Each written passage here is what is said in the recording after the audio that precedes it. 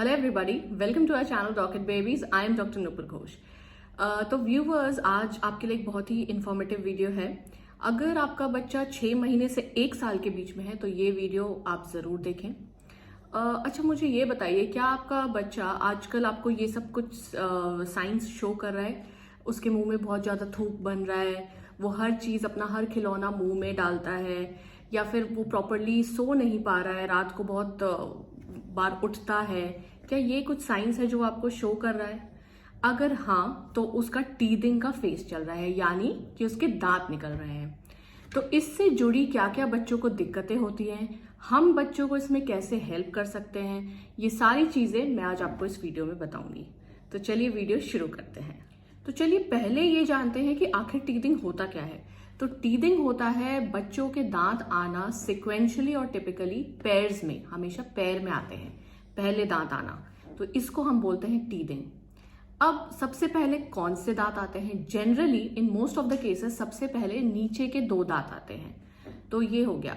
अब हमारे को ये बहुत सारे जो पेशेंट्स आते थे वो ये मुझसे पूछते थे कि मैडम, मतलब मेरा बच्चा 8 महीने का भी हो गया है पर भी उसके दांत नहीं आए, या क्या मेरे बच्चे के 4 महीने से दांत आना शुरू हो जाएंगे? तो हमें यहाँ ये पता होना चाहिए कि राइट एज क्या है बच्चे के पहले दांत का आने की। तो जो पहले दांत आते हैं वो यूजुअली 4 महीने से 7 महीने के बीच में आते हैं, लेकिन यहाँ पर ये टाइम पीरियड 3 महीने से लेके 1 साल तक भी हो सकता है।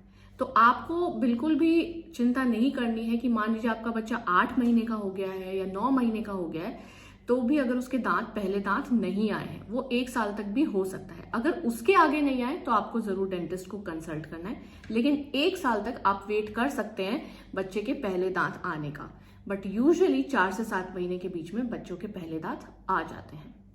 अगला सवाल ये होता है जनरली कि आखिर बच्चों के टोटल दांत कितने होते हैं?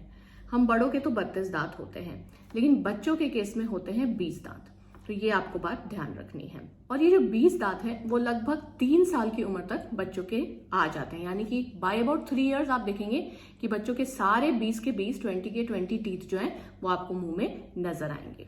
चलिए अब बात करते हैं कि आखिर हमें पता कैसे चलेगा कि बच्चों के दांत निकल रहे हैं, क्या हमें साइंस और सिम्टम्स मिलेंगे?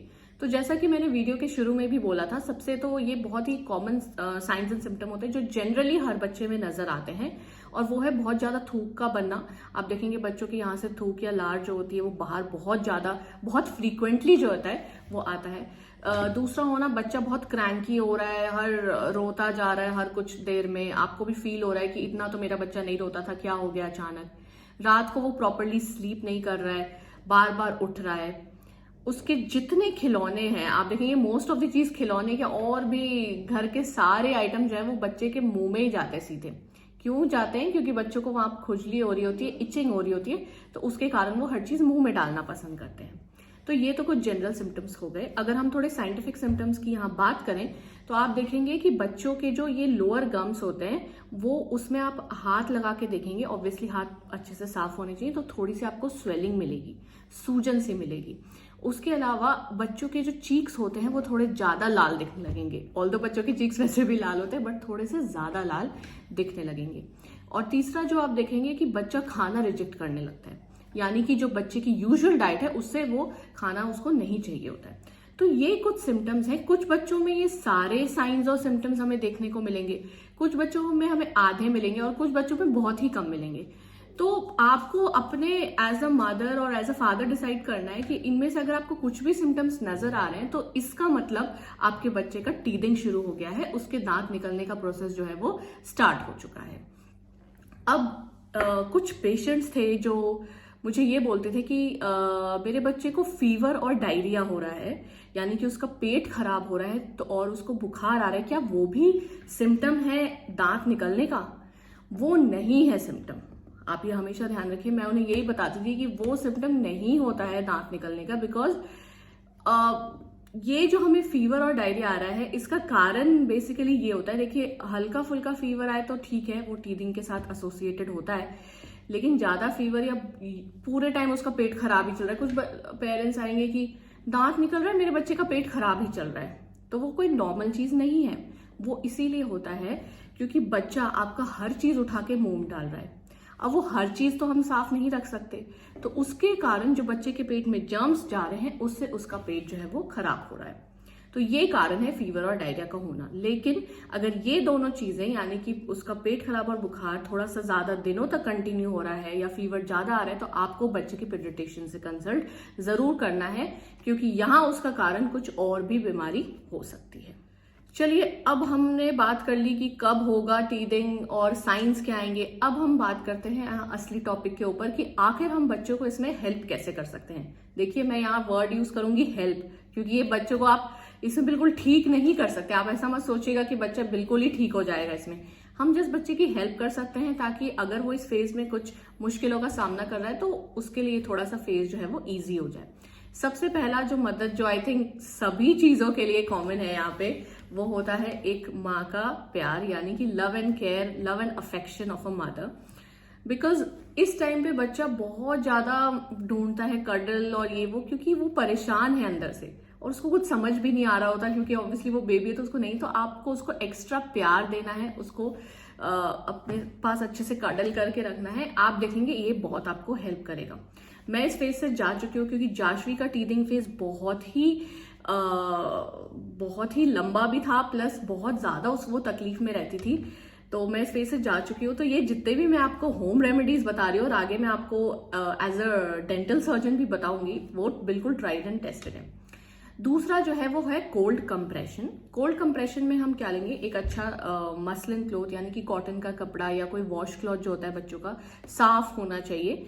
उसको हम करेंगे पानी में डिप, और इससे पहले हमारे हाथ होने चाहिए अच्छे से साफ। अब तो कोरोना भी चल रहा है तो अब हाथों का साफ होना बहुत जरूरी है। उसके बाद ये हम कपड़े पानी में यानी कि अच्छे ड्रिंकिंग वाटर में डिप करने के बाद इसको रख देंगे फ्रिज में।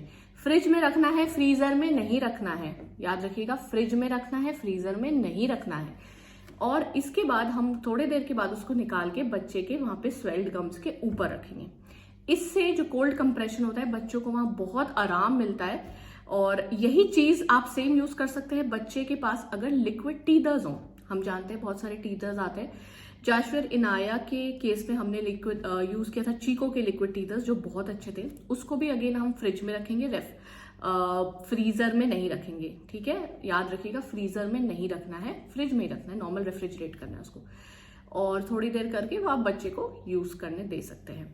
अगर आपका बच्चा 6 महीने से बड़ा है, सेमी सॉलिड्स पे आ चुका है, तो आप उसको फिंगर फूड्स दे सकते हैं, जैसे कि गाजर हो गया, बड़ी बड़ी उसको उसमें काट के, या फिर कुछ च्यूएबल बिस्किट्स होते हैं वो दे सकते हैं। तो वो यहाँ पे रख के कट करने की कोशिश करेगा तो भी उसको इसमें आराम मिलेगा। लेकिन जब भी आप उसको फिंगर फूड या कुछ भी दें तो आप ध्यान रखें कि आप उसके सामने ही हो, ये नहीं कि आप अपने कामों में बिजी हो जाएं, क्योंकि इस टाइम पे बच्चों को चोक होने के भी बहुत चांसेस रहते हैं। उसे नहीं पता है, मान लीजिए वो कैरेट उसके काटा और वो बड़ा पीस उसके चोक हो गया, तो it can be very dangerous. तो आपको बच्चे के साथ ही रहना है अगर आप ये फिंगर फूड जो है वो बच्चों को दे रहे हैं। और ये हम 6 महीने से बड़े बच्चों की यहाँ बात कर रहे हैं, क्योंकि उससे छोटे बच्चे सेमी सॉलिड्स पे नहीं आते हैं। तो ये तो यहाँ मेरी बात हो गई कि मैंने बता दिया आपको कि आप घरेलू नुस्खे क्या यूज करते हैं। चलिए मैं एज ए डेंटिस्ट आपको बताती हूँ कि अब इसमें हम कुछ मेडिसिन का क्या यूज कर सकते हैं।